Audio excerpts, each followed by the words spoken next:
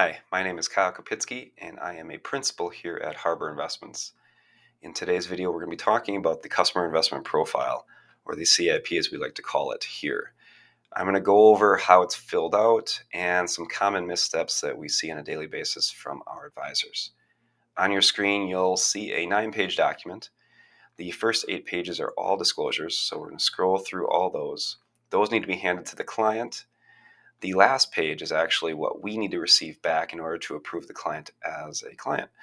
At the very, very top here, we have a section that is commonly missed just because it's above everything else. It's above their name, social, date of birth, and it is a section that actually is required.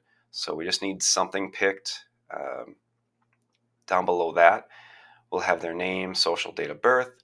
We have their legal street address. We need a legal street address, not a P.O. box here. If they have a P.O. box, they can put it in the mailing address. Underneath that, occupation and employment, that is not required. If they fill it out, that's great. If not, no big deal.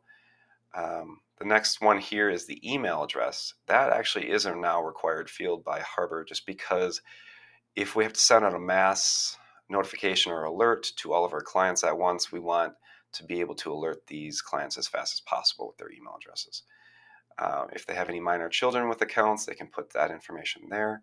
Down below that, we start to get into the financial information and the profile of the client, their objectives, their risk tolerance, when they need a liquidity, their tax bracket, all of that stuff would go here. Common missteps that we see here is having an advisor mark low risk. Low risk, by definition, in Harbor's terms and on our compliance manual, states that is no risk.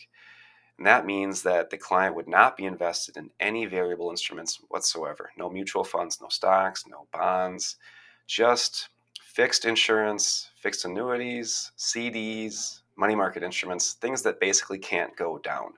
So we want our advisors to choose medium or high in this particular category. Down below those, we have the financial assets and liabilities, income and expenses of the client. Thing to remember here is the only things that we absolutely 100% require are the totals, the bolded lines, the liquid assets, the retirement assets, the liabilities, the income, the annual expenses, all those things that are absolutely 100% required. And common misstep here, or incorrect field filled out here, is the liquid and retirement assets. This is simply just the summation of the total liquid assets and the total retirement assets put together on this line. I don't know why that gets screwed up on a daily basis, but that is how it's filled out. Down below that is where the client signs and they date it. The last misstep that we see that is commonly missed is the driver's license. This is how we identify the client and we verify them as an individual.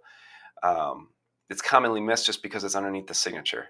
And down below that is where the financial advisor signs and where we approve it. That is the customer investment profile.